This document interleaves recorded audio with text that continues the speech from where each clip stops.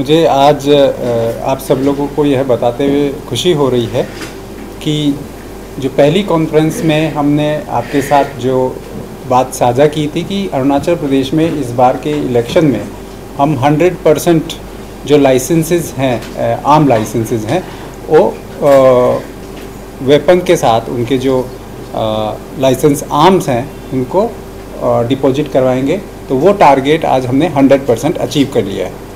100% जो टारगेट हमने रखा था वो शायद मुझे लगता है कि किसी भी स्टेट में हम ये पहला स्टेट है जहाँ पे हम लोगों ने इलेक्शन से पहले 100% सारे जितने भी लाइसेंस आर्म्स लाइसेंस हैं उनको डिपॉजिट करवाया है।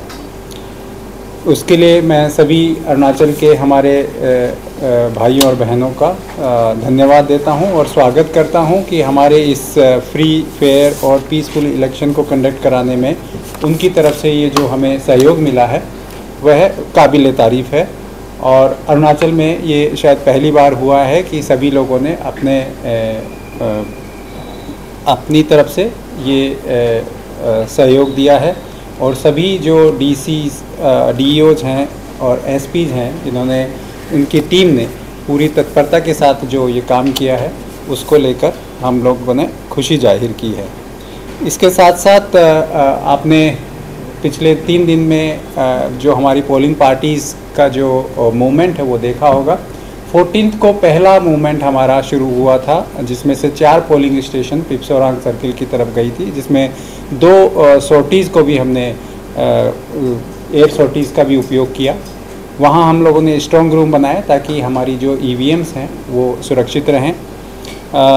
उसके बाद कल हमारे जो 16 को हमारी 5 और पार्टीज़ अलग अलग डिस्ट्रिक्ट से गई और आज का जो डाटा है उसमें हमारे अभी तक के 124 पोलिंग पार्टीज़ अपने पोलिंग स्टेशंस के लिए फुट मार्च के लिए निकल चुकी हैं। तीसरा जो अभी तक का जो हमारा इलीगल आर्म्स का जो डाटा है वो 753 पहुंचा है। अभी तक हमने 753 ऐसे इलीगल आर्म्स हैं जो सीज किए हैं और हमारा जो सीजर डाटा है वो भी अब तक आज की डेट तक हमारा 17 करोड़ 52 लाख 34,100।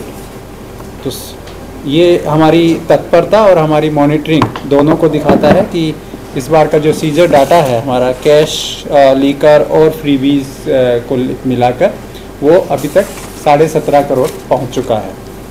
इसके अलावा जितने भी यहाँ पर स्टेट में इंसिडेंट हुए हैं लॉ एंड ऑर्डर को लेकर, अभी तक की जो 36 इंसिडेंट्स हमारे स्टेट में हुए हैं जिसमें से 33 लोगों को इंजरी भी हुई है और उसी को मद्देनज़र रखते हुए हमने 166 लोगों को 166 लोगों को ऐसे लोगों को आइडेंटिफाई किया है जो हमारे लिए इलेक्शन के लिए ट्रबल हो सकते हैं और 4,023 लोगों को हमने बाइंड डाउन कराया है कि ताकि वो किसी भी प्रकार की कोई इलेक्शन के दौरान हरकत ना करें।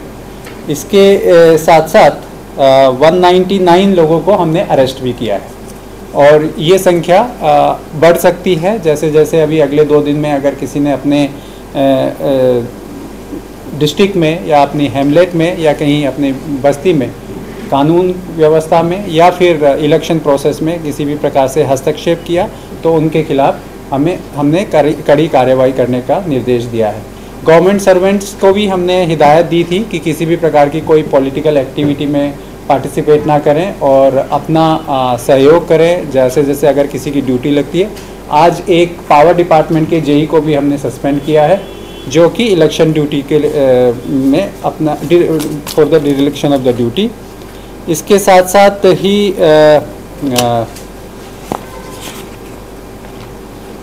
जो SSTs हैं, QRTs हैं, FSTs हैं उनको भी हमने बढ़ाया है। इंटरस्टेट जो हमारे नाकाज हैं वो अभी 87 इंटरस्टेट नाकाज काम कर रहे हैं। कुछ लोगों का एप्रीहेंशन था, फेक न्यूज़ भी थी। कल भी मैंने काफ़ी लोगों को बताया कि इंटरस्टेट मूवमेंट को लेकर जो शंका जाहिर की जा रही थी वो बिल्कुल गलत है।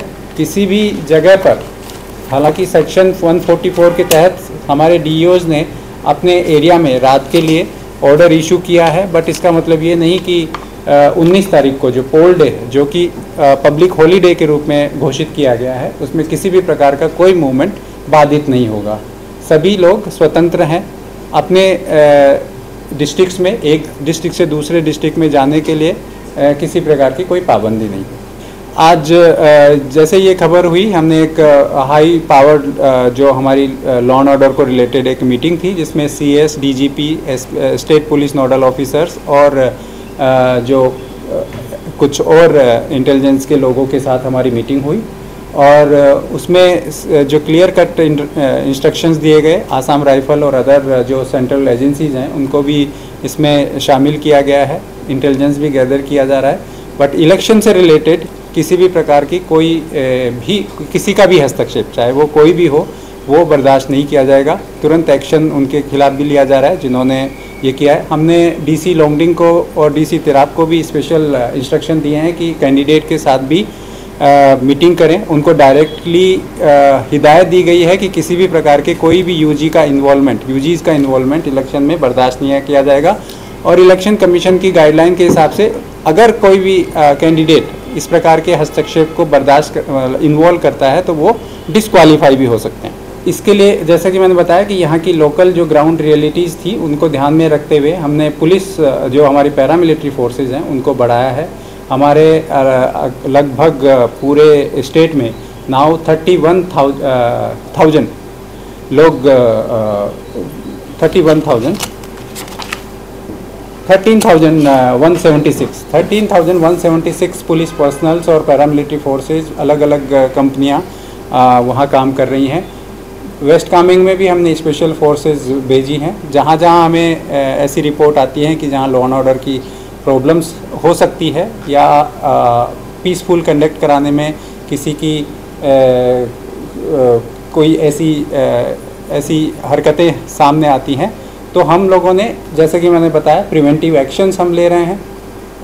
स्टर्न एक्शन उनके खिलाफ लेंगे जिन्होंने जो इस पूरी प्रोसेस में अपना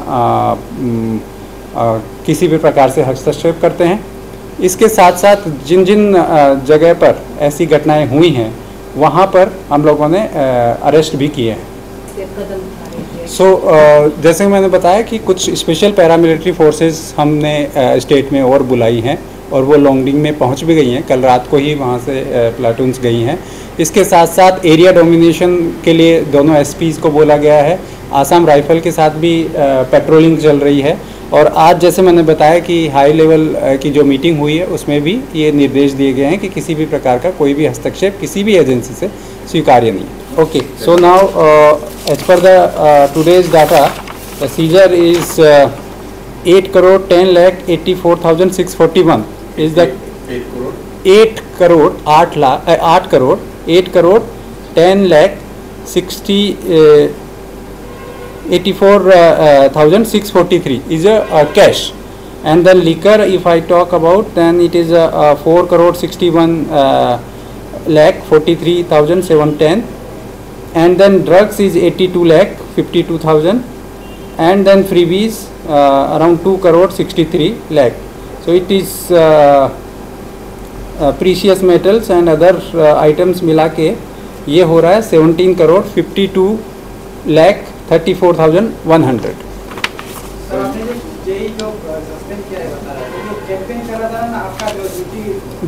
ड्यूटी को डिरेक्शन के लिए उनको जो ड्यूटी दी गई थी उससे वो नदारत थे, इसलिए हमने उनको सस्पेंड किया।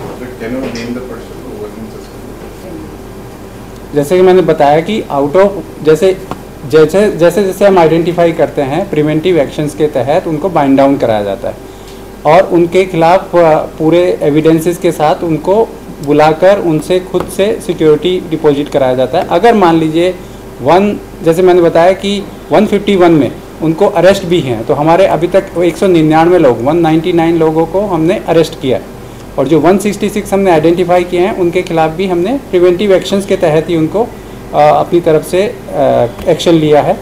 अगर फिर वो किसी प्रकार की कोई भी प्रॉब्लम क्रिएट करते हैं, we will take again necessary action.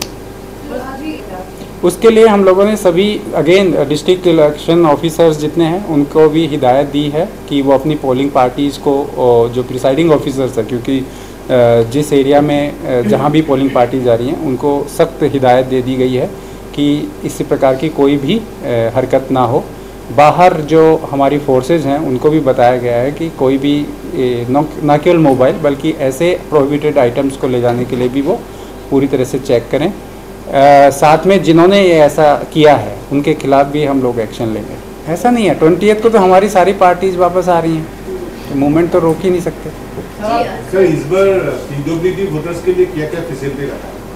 PWD voters का मैंने जैसे शुरू में भी बताया था कि हमारे यहाँ पर फॉर्म 12D के तहत उनसे उनको ये ऑप्शन दिया गया था कि वो बूथ पे आके पोलिंग करेंगे या फिर उनके घर पर हम लोग जाकर पोलिंग टीम को भेजकर उनका वोट लें। और हमारे यहाँ पर कुछ केसेस ऐसे भी थे जिनके लिए हमने स्पेशल हमारी पोलिंग पार्टीज़ भेजी, जो उनके घरों से उन्होंने अपना बहुमूल्य वोट दिया। इसके अलावा जब वो आ रहे हैं तो हमने डिस्ट्रिक्ट्स में जहाँ पर भी पोलिंग पार्टीज़ हैं और वो उनके एरिया में हैं, तो जो गाड़ी प्रोवाइड करना है वो हमारी तरफ से होगा। अगर उनको किसी भी प्रकार की, और हर पोलिंग स्टेशन में हमने रैंप की व्यवस्था की है, वहाँ बैठने की व्यवस्था रखी है। उनको बोला है कि उनको किसी भी प्रकार से जैसे कि पानी की है, टॉयलेट की है, सारी व्यवस्थाएं हर पोलिंग स्टेशन पर डिस्ट्रिक्ट इलेक्शन कमिश्नर करें। कमीशन की तरफ से ये गाइडलाइन हमें दी गई। जो कमीशन की तरफ से जैसी गाइडलाइन है उसमें हम लोगों ने जिनको भी शोकॉज नोटिस इशू किया वो रिप्लाई आई, और अभी वो रिप्लाई को हम लोगों को इलेक्शन कमीशन को भेजना है। वो कंपाइलेशन हम लोग कर रहे हैं क्योंकि कल तक हमारा पूरा पोस्टल बैलेट खत्म हुआ था। सारे डिस्ट्रिक्ट वाइज जो कल हम लोग कॉन्फ्रेंस करेंगे तो उसमें इसका भी डाटा हम आपको देंगे। We have done some special arrangements, like for example आपने देखा होगा कि पहले जो हमारे पोलिंग स्टेशन जिनमें फुट मार्चेज इन्वॉल्व थे वो 228 थे, 228, जिसमें P1 और P2 और P3 हम लोगों ने इस प्रकार से उनको सेग्रीगेट किया था। अब जब हमें पता चला कि मौसम क्योंकि आने वाले दिनों में भी ख़राब होने वाला है, तो जो कल पार्टी निकलने वाली थी उनको हमने थोड़ा एडवांस में भेजा है और हमने स्ट्रॉन्ग रूम उन पर्टिकुलर्स जो फॉरवर्ड पोस्ट पर जो हमारे सर्कल ऑफिसर और जो भी हमारे गवर्नमेंट इंस्टीट्यूट्स है वहाँ पर हमने रखे हैं ताकि उनको एक ही दिन में बहुत ज़्यादा मूवमेंट ना करना पड़े। इसके अलावा हम लोगों ने स्पेशल बैग्स तैयार किए हैं हमारी EVMs के लिए। हमारे CU और जो VVPAT है वो एक तरह से पिट्ठू बैग की तरह होंगे ताकि जो लोग पैदल चल रहे हैं और बारिश के मौसम में ना तो मशीन को कोई नुकसान हो और ना व्यक्ति को कोई प्रॉब्लम हो उनको कैरी करने में, और बारिश के पानी से भी जो ह्यूमिडिटी या जो भी पानी से ख़राब होने के चांसेस हो वो भी ना हो। इसलिए हमने सभी को ऐसे फुट मार्चेस के लिए बैग भी प्रोवाइड किए हैं, और दोनों अलग अलग कलर के किए हैं कि अगर असेंबली के और पार्लियामेंट्री इलेक्शन के लिए, ताकि उनको भी किसी प्रकार की कोई कन्फ्यूजन ना रहे। जो मैंने अभी फिगर बताया हमारे पास सीजर, वो ऊपर से तो आया नहीं है, ये कहीं जा रहा था इसीलिए हमने उसको पकड़ा है।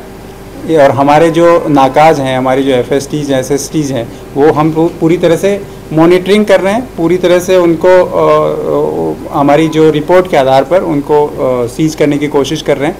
तो ये जो कैश मूवमेंट था उसको रोकने के लिए ही इतनी सारी मेहनत की है, और उसी के हमारी तत्परता मानिए, चाहे हमारा जो इंटेलिजेंस मानिए, चाहे हमारी थोड़ी सी सतर्कता समझिए, उसकी वजह से इतना सारा कैश हम लोग इस बार सीज कर पाए। अश्योर्ड मिनिमम फैसिलिटीज़ की जब हम बात करते हैं तो उसमें ऐसी जगह पर, क्योंकि यहाँ अरुणाचल में बहुत सारे रिमोट एरियाज़ है जहाँ पर हम लोग टेंट की व्यवस्था या फिर बाकी जो बारिश के लिए जैसे बाकी अरेंजमेंट्स हो सकते हैं वो हम लोग नहीं कर पाते हैं, लेकिन जो रिमोट एरियाज़ हैं वहाँ पे भी जो पोलिंग बूथ है उसके बाहर भी हमने बैठने की व्यवस्था रखी है, ताकि जो पोलिंग पार्टीज हमारी रात को वहाँ रुकेगी तो उनको भी बारिश में किसी प्रकार की कोई प्रॉब्लम ना हो।